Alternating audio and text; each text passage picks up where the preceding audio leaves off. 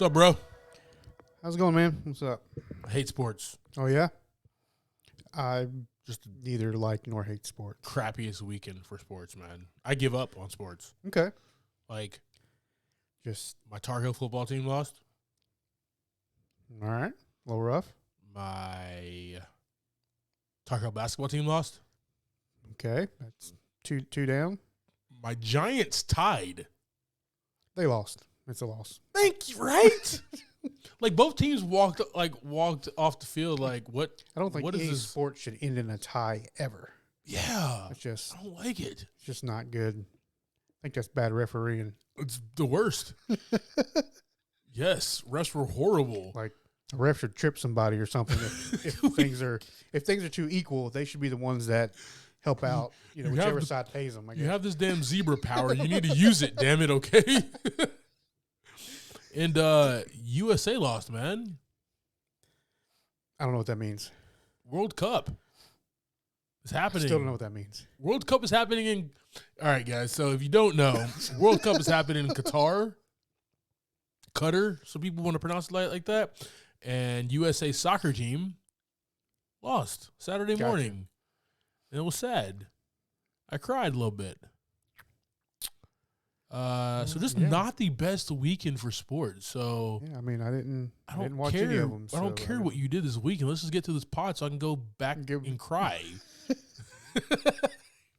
I will go back to doing the same thing I was doing, which is not watching sports. Yeah, that's probably a good idea. Yeah, so I'm quitting sports for the rest of the year, guys. So you won't hear another word about sports from me ever. So, okay, so we're going to talk about sports a little more. So February will be the end of football season, correct? And our birthdays turn up. And our birthdays, yeah. 2 cool things happen. 3, Count John's birthday as well. Okay, that's fine. Yeah. So what's on the list after football? College basketball. Okay. Which, I hear that. What happened last year? What happened in April, earlier this year? I freaking touted a Carolina victory, and the boys didn't get it done. So the foreshadow on this isn't good. Yeah, I'm just not gonna make predictions anymore. Fine. That's fine. I'm just out of the prediction game. Like with everything. All right. Sometimes things just don't work out, man. Sometimes it's just whatever. Anyway, stop predicting stuff. I don't know. All right, brother. So on to some good news. What's happening? You hung out with my man David Harbour this weekend. Yeah, we had a good time. Went and saw Violet Night. Yes, talk to us. I think it's going to get an award this year. For best Christmas movie ever made. Ooh. All right. I love to hear it. I mean, it was everything we talked about it being. Yeah. Like over the top, funny. The trailer that we talked about had a good bit in it, but it was over the top of that. Like, it was over. This is now in theaters, guys. It dropped this past weekend. This is not a children's movie by any means. Don't. It has a beautiful story about a little girl in it. She's it's a great story. Involved with that. Yeah. But everything in between to get to like, a Christmas Story, a rough life movie of a Christmas Story. There's a lot of things that go down in between those. He does say seasons beatings. He says that should tell us everything I need to know, right? He has so many good lines. He has a lot of one-liners. All right. So we saw it. I think it was like 3:00 Saturday. Me and my wife went and saw it, and she doesn't say stuff much when we go see the movie, but she was like, "We got to come back and see this movie again." Really? A double whammy? Yeah, she wants to go check it out again. Okay. But it is gory. It's not a children's movie. Yeah. But it's It's good. It's a fun time. It was a good time. It was a really good time. That's what it's about, man. It was a really good time. Give me something like that, man. I don't need like an existential Christopher Nolan movie, right? I don't need Bayhem blowing up everything, man. Just give me. There's some shit goes down. A lot of explosions. Things go down in there. Not like Bayhem though, right? I mean, nobody does him. But you know, like you need these type of movies, man. That's like they don't have the biggest budget, but they make do with what they have, and they fill the screen and they have a good time doing it. You know what I mean? And what's interesting, not to give away any of the movie really, but there's not a whole lot of like Christmas magic in the movie. I love it. There is some, and it's pretty humorous when it does happen, or pretty gross to look at it. But it's really like just like Santa being a warrior. It was great time. And this dude's humongous compared to everybody else. Oh yeah. Like, it was like a giant Santa Claus just going around. I'm sorry for John Leguizamo, man. He's having a yeah. I mean, it's good to see him on screen, but like in these roles, you're just not. You know, you're not gonna make it, bro. Right. Damn. That's tough. Yeah. Well, at least he makes it to the end of the movie. Through most of them. Yeah, you know, so he survives for 90 minutes. Yeah. Is basically what that. If you chalk it up. But yeah, it was definitely a good time, man. Like I said, a lot wants to go see it again, so we'll probably try to slip in and see it again next couple weekends. Let me know, man. Yeah. I will be in attendance, Yes, bro. sir. If I'm not in a corner crying because I'm not gonna say the S word, but a athletic competition is happening for a team that I root for, and they don't finish with a W. God, I hate sports, man. I quit.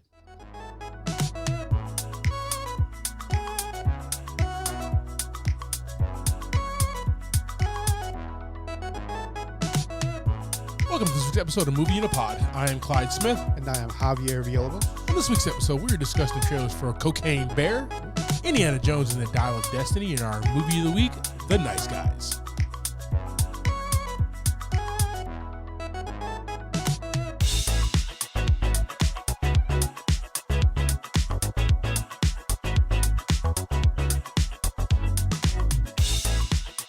Hey team, we're going to check out these trailers. Check out our full reactions on our YouTube page. Right.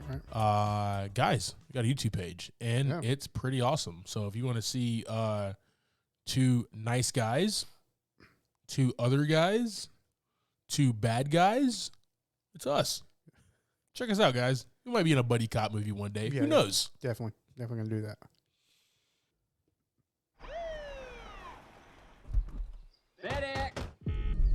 Oh, Jesus. Oh, gosh. It's not good. What is that?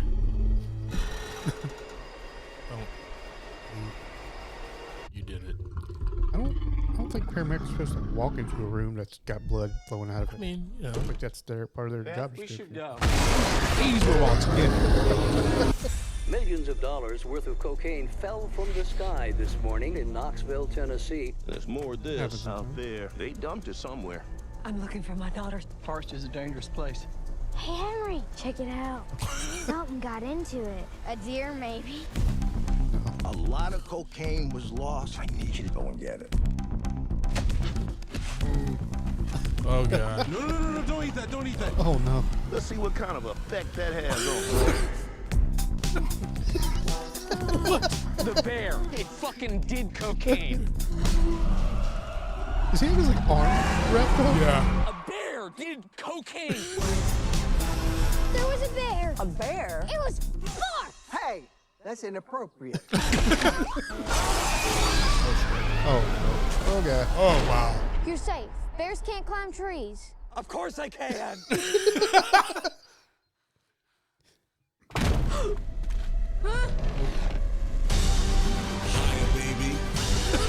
Oh, shit. You gotta get his fixed. It kind of seems like the thing that stays with a man forever. Apex predator. High on cocaine. Out of its mind. Snorted around on that guy's arm. Yep. Oh man, you fucked. What the fuck is wrong with that bear? Shoot it! Bear, speed up! Get higher, baby, and don't ever come down.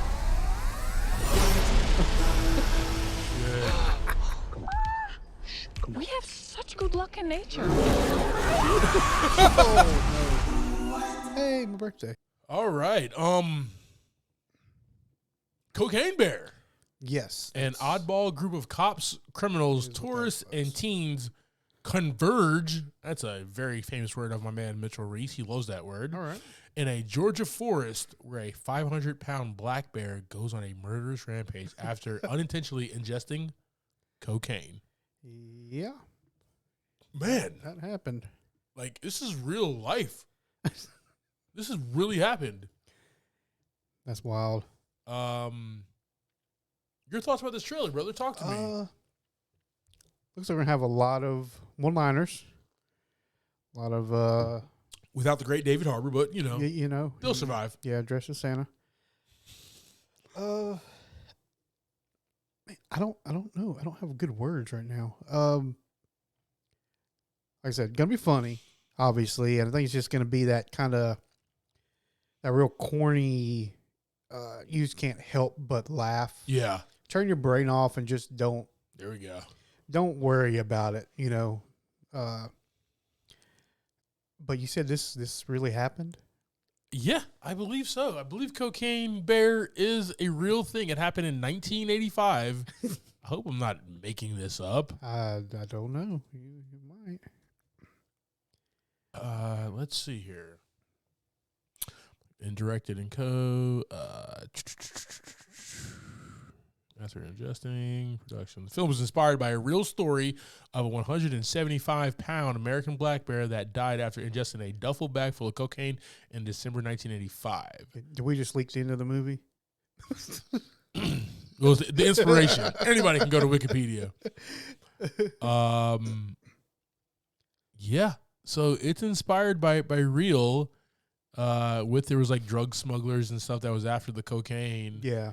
And yeah, so maybe not a 500 pound, but 175 is still a big ass bear. Yeah, no kidding. Yeah, so we also have Ray Liotta. Rest in peace. Who has passed away. From what I'm reading here, this was the final movie he completed before he passed away. So let's hope that does a little justice for my man. Oh yeah. He's gonna get eaten. I'm gonna watch this movie. Yeah. Like I said, it's gonna be turning our brains off and just enjoying a coked out bear, man. Yeah. Murdering some people. Yeah, man. You know, you hear a movie like about this and you're like, how are they going to do the bear, right? Yeah. Is the bear gonna be like CGI? Is the bear gonna be like blue screen, green screen? Are they gonna like drop a bear? Like, how are they going to do that, right, into this real world? And it looks like they're doing that Lord of the Rings type thing, or how they kind of drop the characters in there, but they're wearing the CGI really, really well.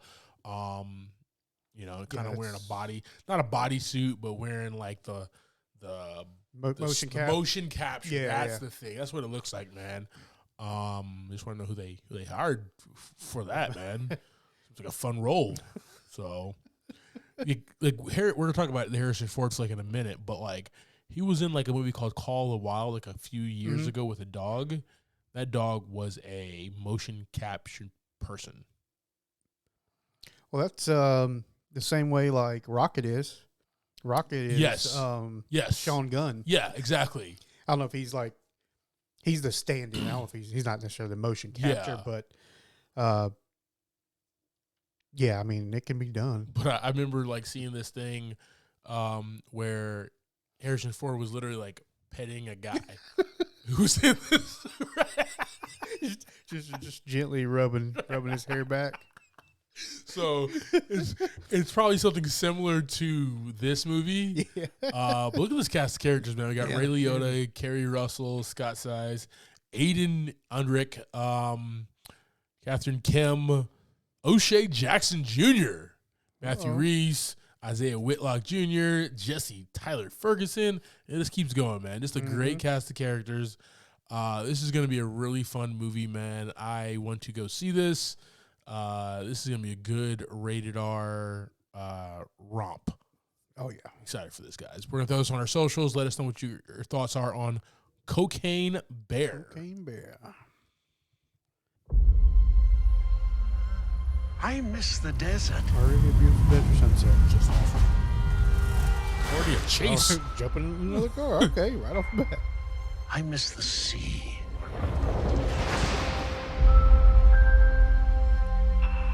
And I miss waking up every morning, wondering what wonderful adventure the new day will bring to us. Those days have come and gone. Perhaps. Perhaps not. I don't believe in magic. But a few times in my life, I've seen things. Things I can't explain. I like it. And I've come to believe it's not so much what you believe.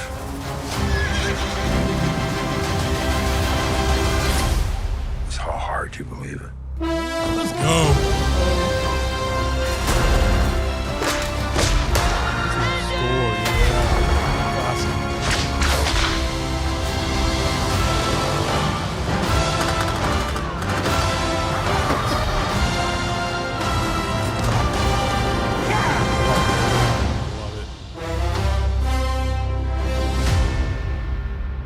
Who is this man? I'm her godfather. related.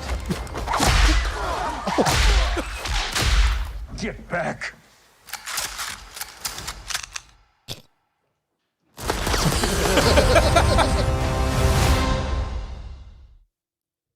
Dude, I'm super excited, man. Indiana Jones and the Dial of Destiny. According to IMDb, this plot is unknown at this time. This will be the first one not directed by Steven Spielberg. Okay. This one's directed by James Mangold. We did a movie of his, 3:10 to Yuma. Oh. He also directed The Wolverine and Logan. So I have a feeling that he's looking for the Dial of Destiny. Got to get to it. I think that's the plot. Got to get to it, bro. Before the Nazis do. That's all he does is fight Nazis. Let's write it down. Let's start a wiki page and go ahead and put it on there. Jeez, man. No, dude. I am okay. So I know we were talking a little bit about Harrison Ford earlier. Yeah. I don't know how do you feel about these movies? I've seen them. Yeah. I enjoy watching them. Love them. I couldn't dissect every little piece of it, but I know what the movies are. I haven't watched them like a million times. I watched them maybe 10 times each over the years. Yeah. Yeah. Raiders is like the original action adventure movie. Right. Like one of my favorite action adventure movies of all time is The Mummy. There would be no money without this. You know what I mean? Like without seeing this first, man. All those like large scale where we're hopping from country to country, city to city. It all started like just to see it. They've been doing it since like pulp films and everything, but to see it on such a grand scale was definitely Raiders. And then seeing Temple, Last Crusade, Crystal Skull was a little weird. Still enjoyable because of Harrison Ford. Right. But this guy's a movie star, man. Yeah. Oh, yeah. He's the movie star. Like, I don't know any other person who has influenced cinema in my lifetime as much as this guy. Vin Diesel. Thank you. Let's move on our conversation. All right, guys. Our movie of the week.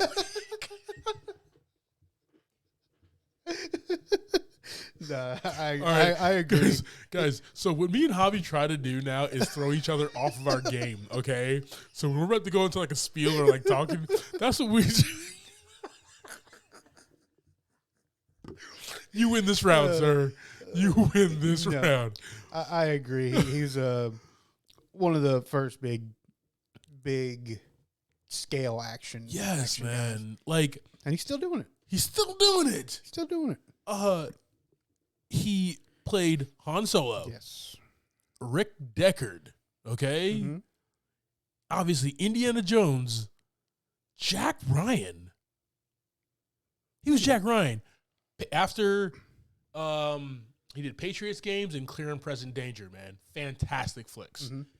Dr. Richard Kimball, okay? The Fugitive. He played a president in Air Force One. President James Marshall. And he said, these guys are not taking my plane. Yeah, yeah. I mean, they took the plane, but he fought them and killed them all. He did his thing. I mean, and he literally gruffed at a guy because that's what Harrison Ford does the best. Get off my plane. And you believed it. Yeah, yeah. I was like, shit, let me get off this damn plane, right? Got my parachute. I gotta go. Let me go. You hear this, dude? But dude, like, I don't know about you, right? There's the Denzels and there's the Tom Hanks and everything, right? We're just super iconic, right? Oh yeah. But like all the movies that they've been in and everything, like Harrison Ford is the model. Right. And he's still doing it, man. Yeah. And like still doing it at a high level. James Mangold does not make bad movies. So this is going to be a great flick. We get a young Harrison Ford in this as well. I saw that. Looking sexy. Very, very. He was on a horse at some point. That's crazy. He's just and you know, like the best thing about these movie men is like, and the best thing about like Harrison Ford himself is he is always plays a guy who is in the wrong place at the right time. Yeah. Right. Yeah. Right.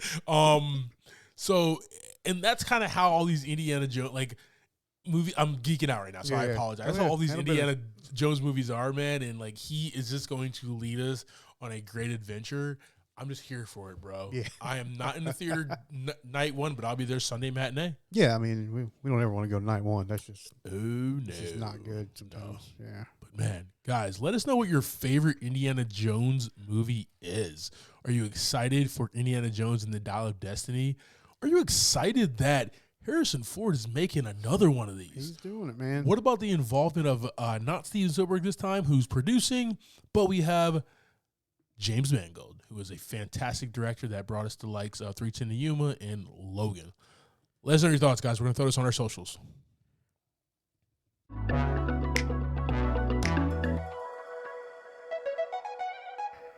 All right, brother, you ready to jump into this week's movie? Yeah, I got to tell you something I watched this weekend. Oh, snap. Yeah. Actually, I got two things, and I got one story that's kind of funny. We're going to time out, team. Yeah. Watched The Goonies. Come on, dude. Yeah. Just into it.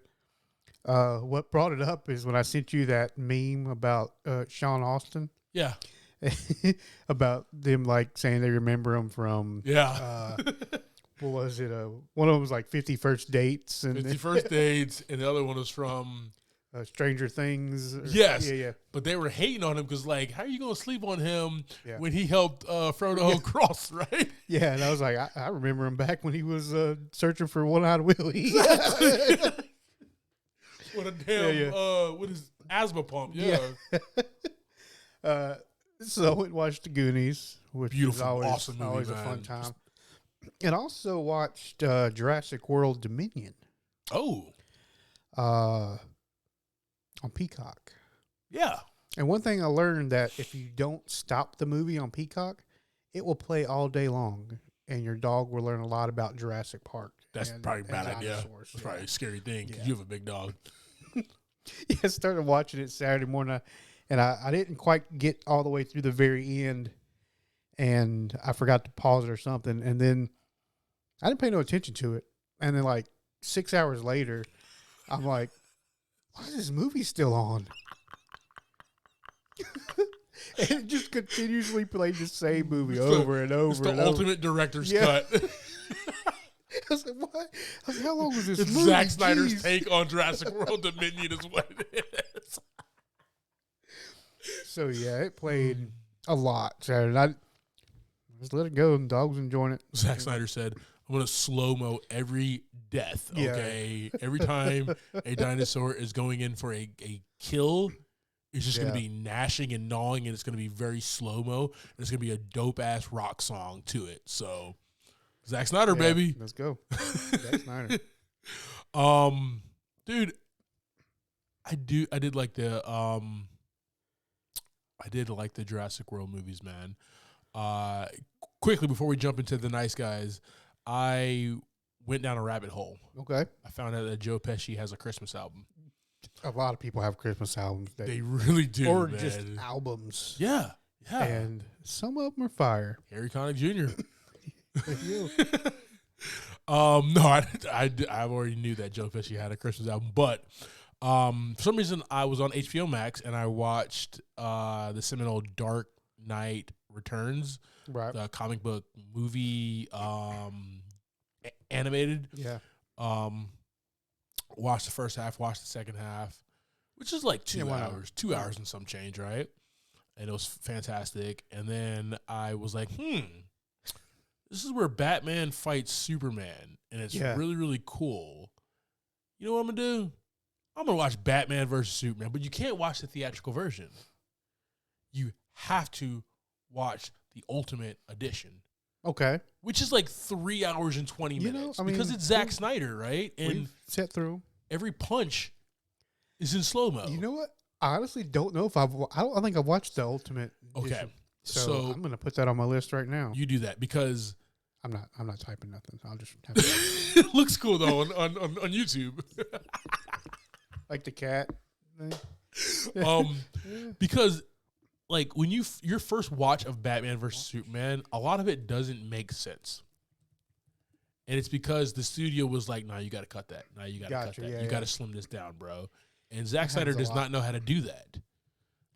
So things that are cut or forced to be cut, you're like, wait, how the heck did we get here? Yeah. Why is this person doing this? What is this person's motive? Okay. But then you see the Ultimate version, Ultimate Edition or whatever, and you're like, oh, this is why Clark Kent is obsessed with trying to figure out why the Batman is doing what he's doing. Yeah. Right? You see this now, why he wants to report on this. Remember, like in the theatrical version, you were just like, dude, your job is to report on sports. Just report on sports, Clark. Damn it.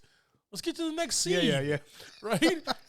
And you don't really know why he wants to do this. Yeah. But then you watch Ultimate Edition, it's like, oh, there's a lot of good motive behind this. Okay. This makes sense. Highly recommend. It's like 3 and some change. It's fine. I watch like 8 hours of Jurassic World this weekend. So. Did you and your dog, dude. Now your dog can kill you 10 different ways. So all those animal instincts were coming back. But I will say this, man, about the Dark Knight Returns. Christopher Nolan took a lot out of that comic and used that in his 3 movies and just elements. Yeah. And made it into, the 2005, 2008, 2012 movies. And you see like exactly what references were. And just like, dude, is there a better writer than Christopher and Jonathan Nolan? Like, they're just so good at what they do. Yeah. And they don't adapt right through. They just take it and it's inspired by what they create, man. I thought that was really awesome. Highly recommend if you have HBO Max, watch everything Batman related because Batman's awesome.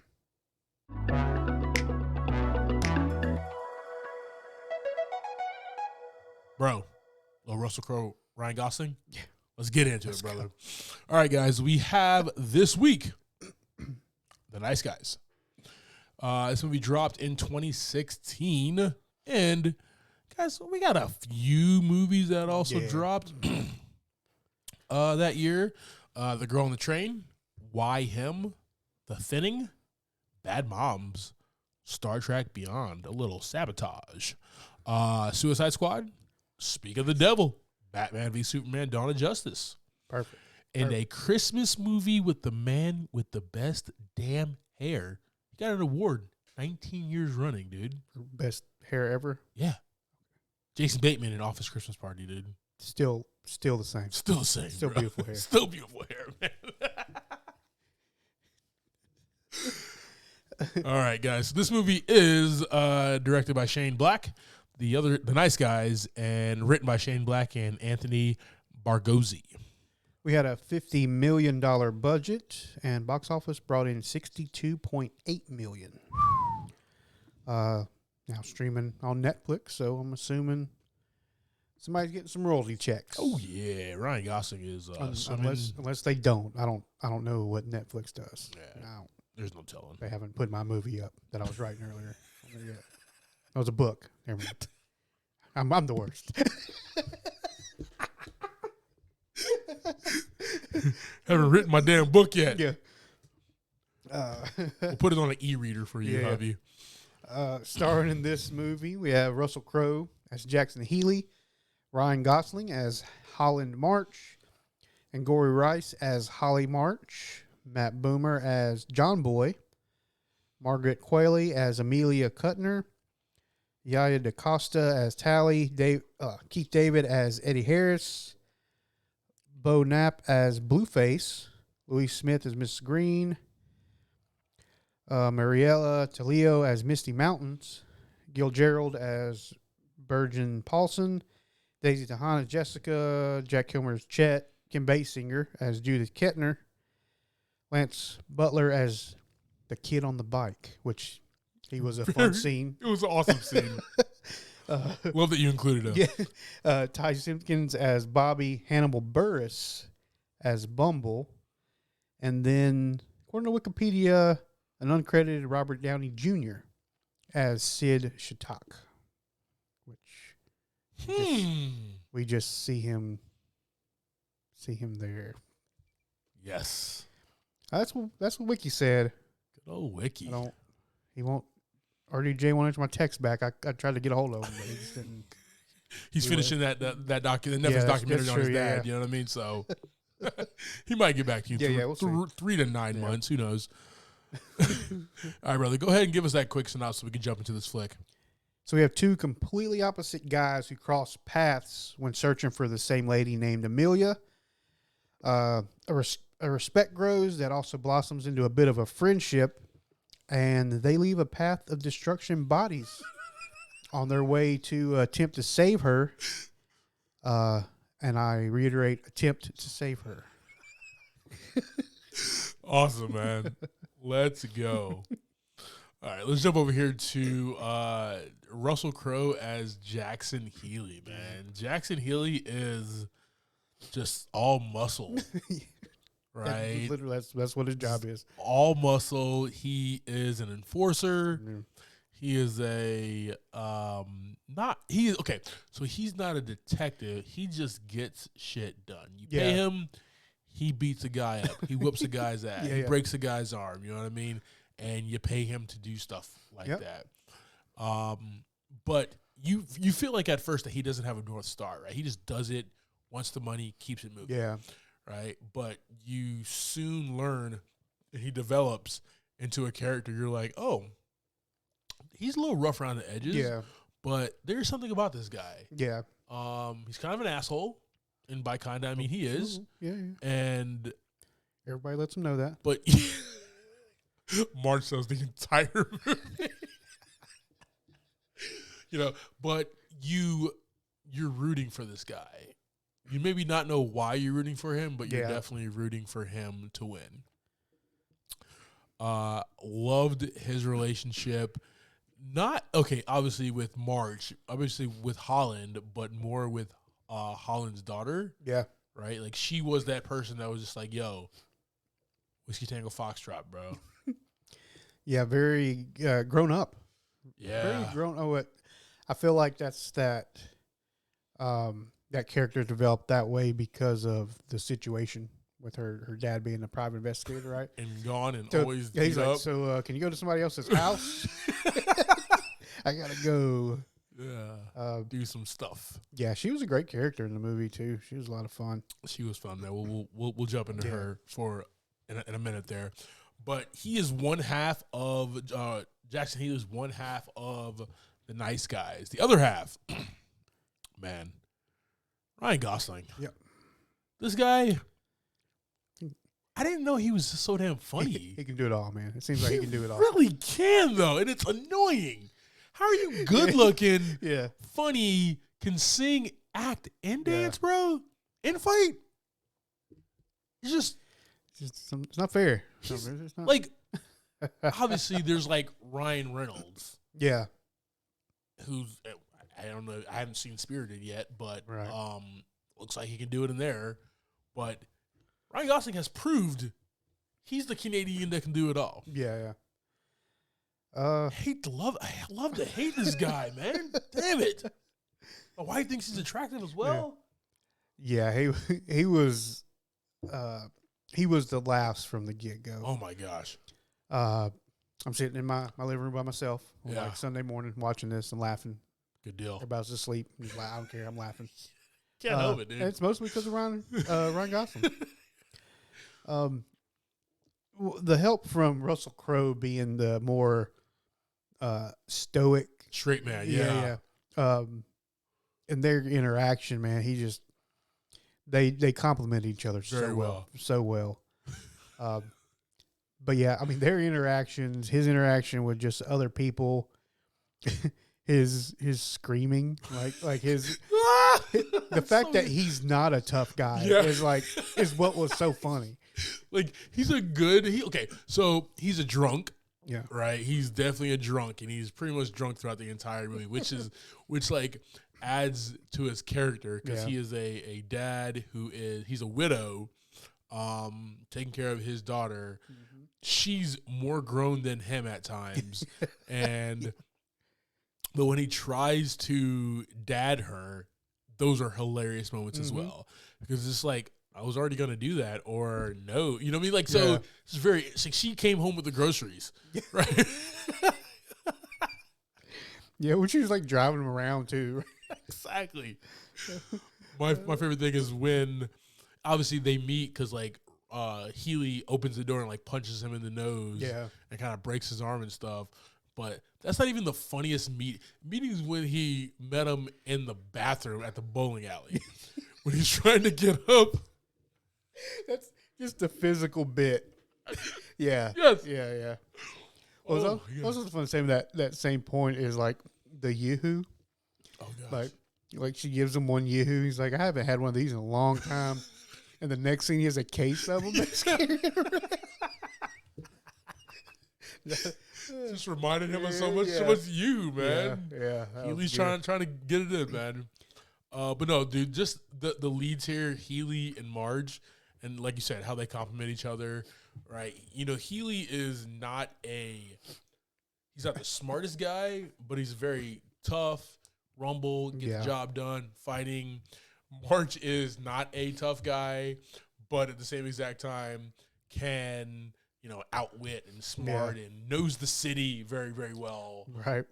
So, that's a really cool compliment. And this is written and directed by Shane Black, who helped write Lethal Weapon, guys, right? So you kind of get that same exact thing there where one character is tough and ready to roll, the other one knows the city and is a good detective, so that's kind of cool. So he kind of brought that to the fold here. Let's talk about Holly March real quick, man. I know we talked about her a little bit, but Angourie Rice plays her and kind of the heart and soul of the movie, man. Yeah. Right? It just sucks that, like, it's almost like a cop-out sometimes when the kid of one of the leads is kind of in danger. So it is what it is, right? We've seen it. It happens. Right. We go through it. But she does it very well. Yeah, she's not very, helpless. Yeah. She's not helpless, so... Very smart. Yeah, so she gets herself into some situations, but she is just as quick, like drawing a gun on somebody. Exactly. The cookie jar guns, I love those. Yeah, because we all got a cookie jar gun, right? Well, it was like towards the end, he like grabs the whole cookie jar and it's like he's throwing bullets out of it. It's like a whole arsenal inside his cookie jar. But yeah, she's not helpless, so she can get herself in and out of a situation. Yeah. And she's not afraid to kind of basically following her father, the way he handles things, which isn't necessarily a good thing every time. But she doesn't ever really give us that, like you said, that cop out of, my now I got to go save her. Yeah. Blah, blah. So she was saving dad most of the time. Yeah, she was definitely keeping both of them in line. Yeah. I do like how she was just kind of at the party. Yeah. You know what I mean? Yeah. And he goes and like Healy goes by and like whoops that dude's ass. Like, why are you showing her these pictures? And it's like, no, she's showing this picture to me, and I'm just here kind of for it. He tells her to go home. She doesn't move. Yeah. I just love that writing, man. It's like, yo, any other kid in that scenario would be like, yes, sir. Yeah. Bye. This is a very strong young woman, strong girl who has been through a lot. Yeah. You know, her mom died. Her dad's an alcoholic. She has to be strong. She is strong, and I really enjoyed that with her, man. Yep. All right, dude. So we got the sexy Matt Bomer in this movie, man, as John Boy, aka Dr. Malik. Just this badass assassin is what he is. He's coming on the scene to finally take out Healy and March because they're getting closer and closer to figuring out this mystery, right? What's going on. And I like how he just comes on the scene, man. He's slick. He's cool. It's Matt Bomer. Right.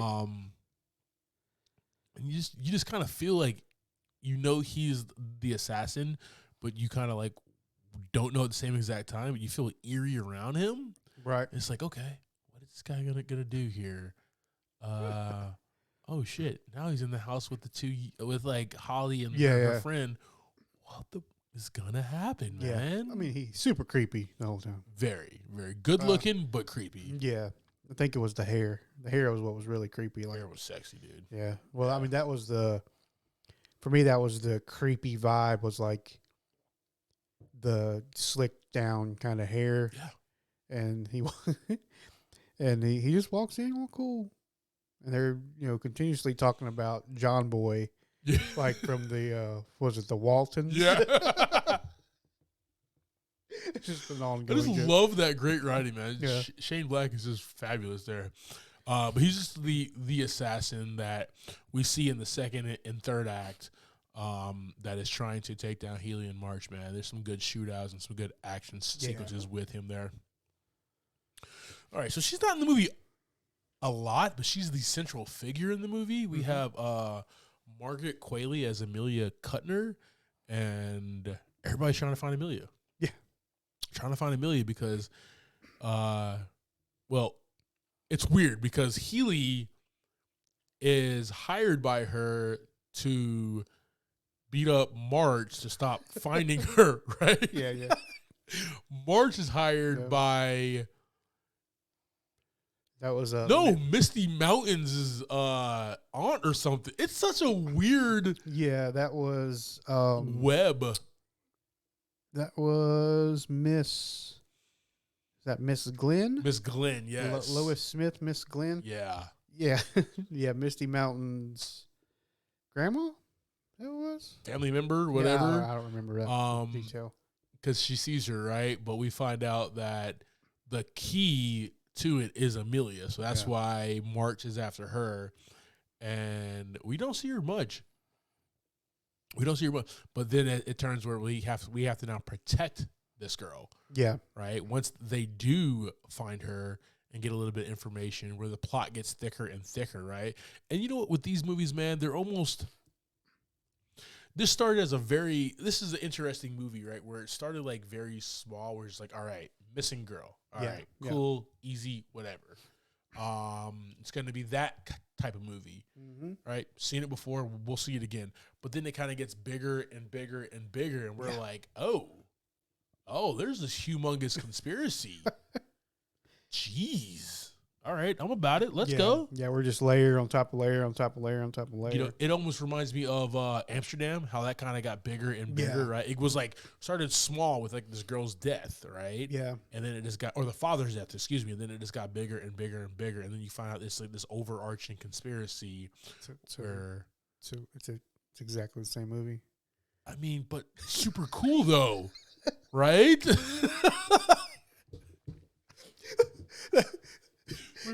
The way you explained that was so perfect.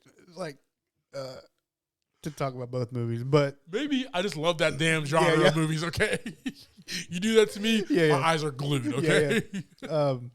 but yes, I mean, two completely different situations. Oh yeah. Yeah. We have Yaya DaCosta as Tally, and she is the assistant to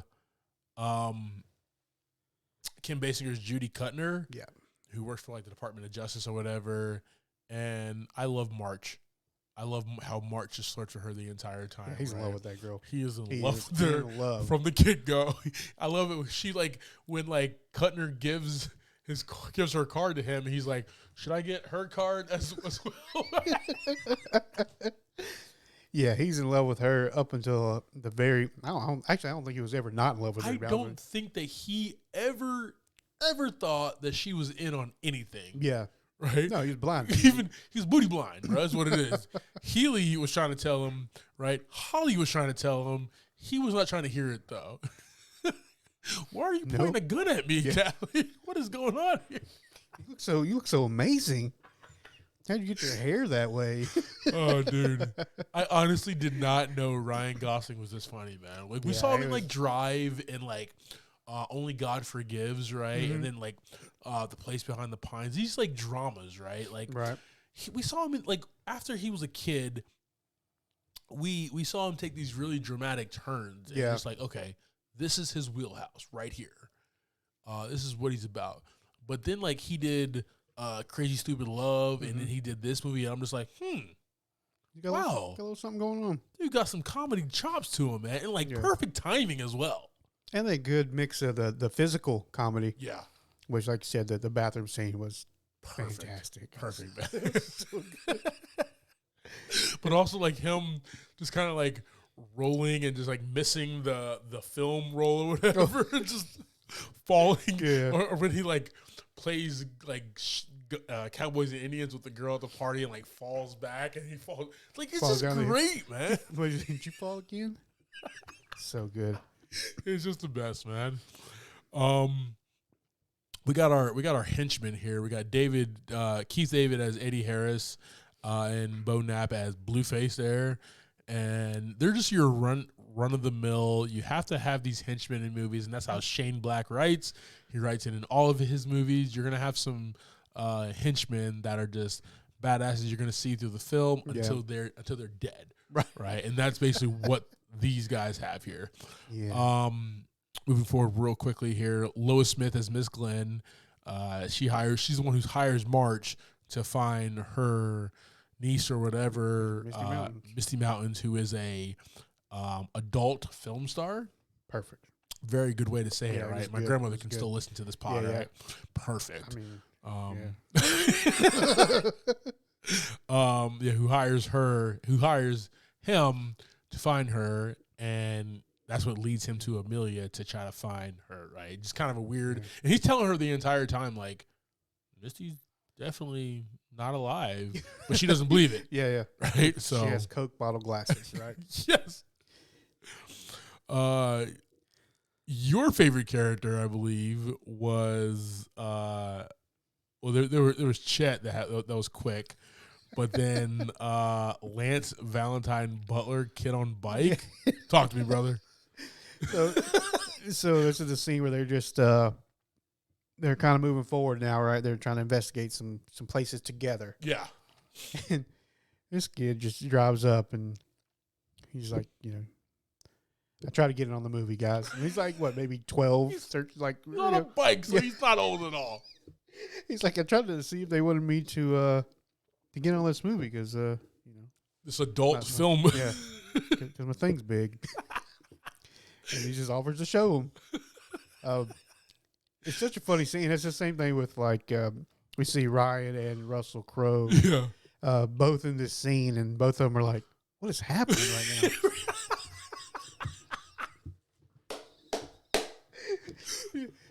Oh, I love it, man. Yeah. So, and then like Holland's making Healy pay like all these people money as they're going along.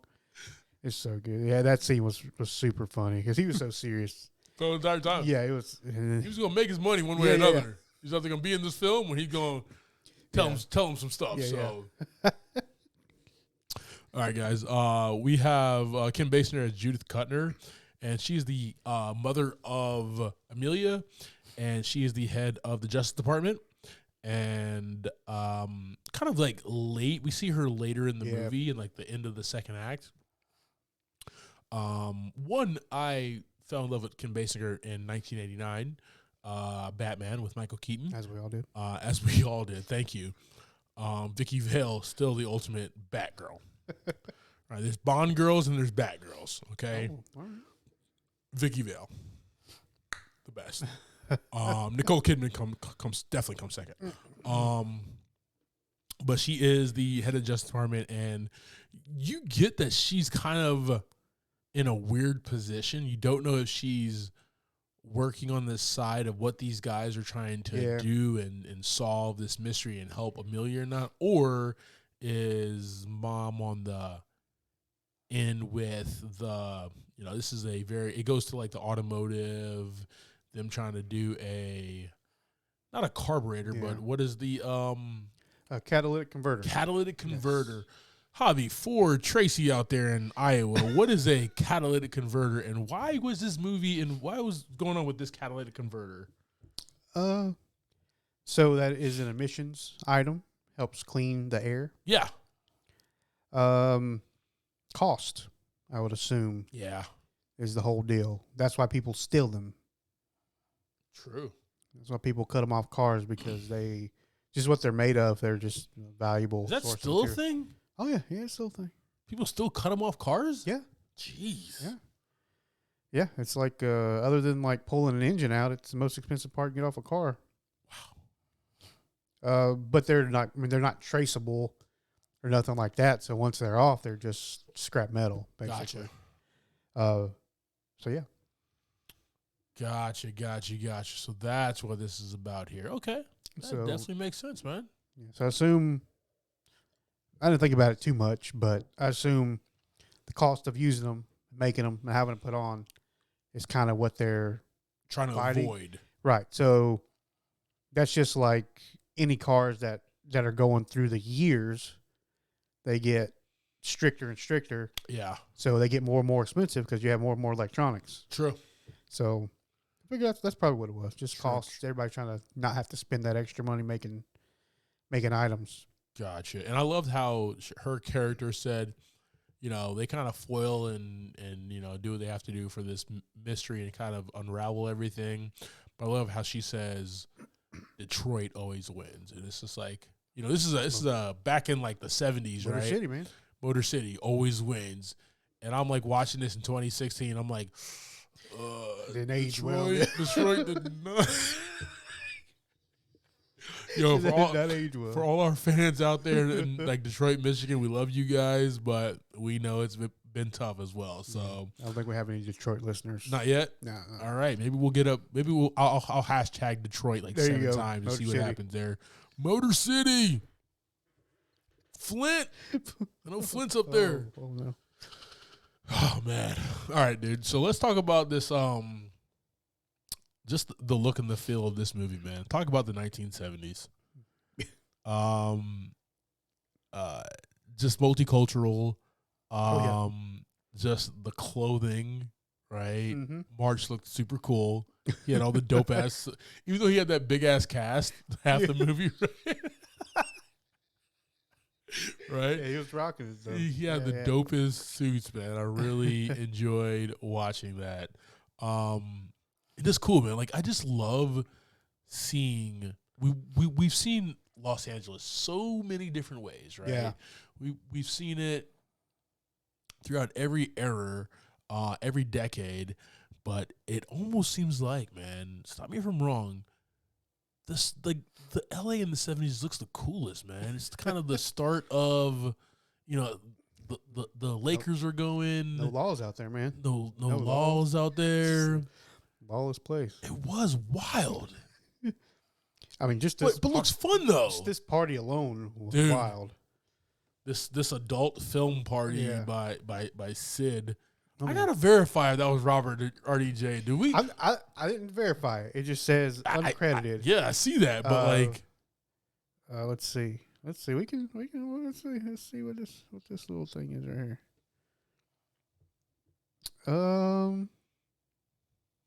I don't know what I'm looking at, to be honest with you. It did not take me where I thought it was going to take me. Yeah, we'll verify that. At some point. But we have like a 70s that looks like the 70s, man, all the way down to like the furniture and everything. Right? Like it just looked really nostalgic, and it was just very cool to see that, right? We were there. We were in that world, man, and that world is all around us in the 70s, man, down to the kids who were on the steps pretending to be dead because of the environment or whatever, man. It just looked real 70s, man. Protests and everything. I loved it. I loved it, man. So, from what I'm reading here, and it's quite a few different articles, that it was him, and he was just uncredited, but he was doing that as something just with Shane Black. Yeah, Shane Black is his boy, yeah. Yeah. Yeah, because Shane Black did no other Iron story Man to that 3 at all. before this. Yeah, so there's nothing else other than him just playing the guy. Nice. Yeah. Love it. She's not in the movie very long anyway, so. Nah, not long at all. Good deal, man. If you got nothing else, man, I will give us a theme. All right, let's go. Here it is. Detroit always wins. Beautifully said. Incorrect. Very incorrect. But beautifully said. Nah.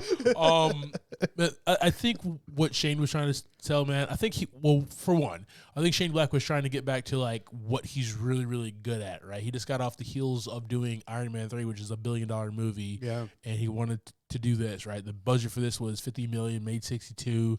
And he wanted to do something smaller, but get back to what he's really good at. He's really good at buddy comedies. So that's what he wanted to do, man. And the story that he told was just this weird story that took place right before Christmas. Yeah. And about the catalytic converter. Like literally that I researched this, and that was a big ordeal for Detroit to put that, make these, which comes at a cost, and put these in every vehicle. Because remember before, bro, like it was assembly lines. Yep. So that was they had to restart and everything and stop. So he wanted to literally tell this story, but wrap it into his style, which is like this buddy comedy type ordeal about these two guys, right? Like how people present stories to the audiences, right? And they wrap it in a different bow. He wanted to tell this catalytic converter story, but he wrapped it in this buddy cop comedy. Yeah. Buddy private detective, whatever comedy, man. I really enjoyed that, and he did that very, very well.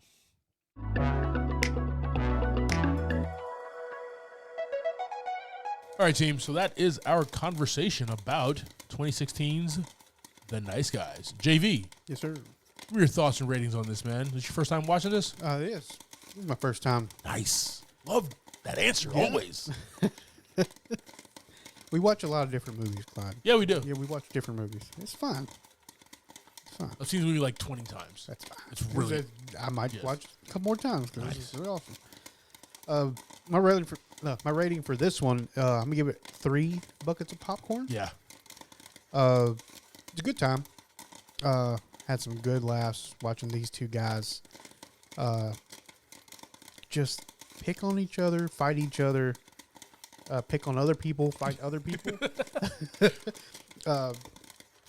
And just the other characters, supporting characters, they're all pretty awesome. I definitely recommend. Good deal. Yeah. That's you, man. What you got? Yeah, brother.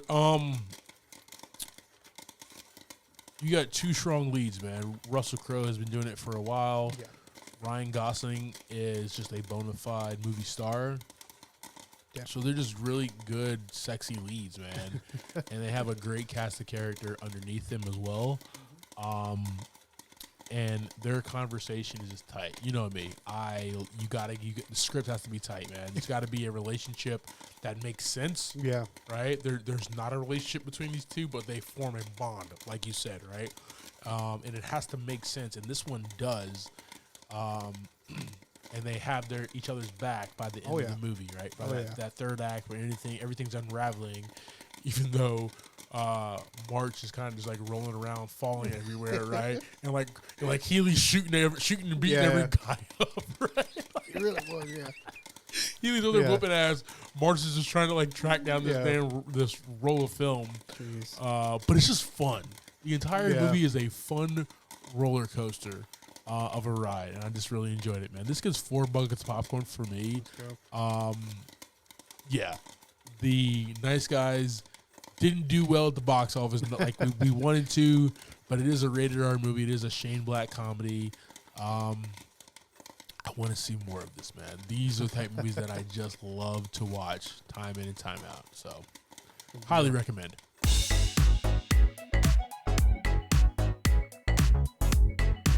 All right, team. Thank you for subscribing to this week's episode, talking through The Nice Guys. Next week, we'll be discussing Joe Dante's 1984 classic, Gremlins. That's streaming on HBO Max.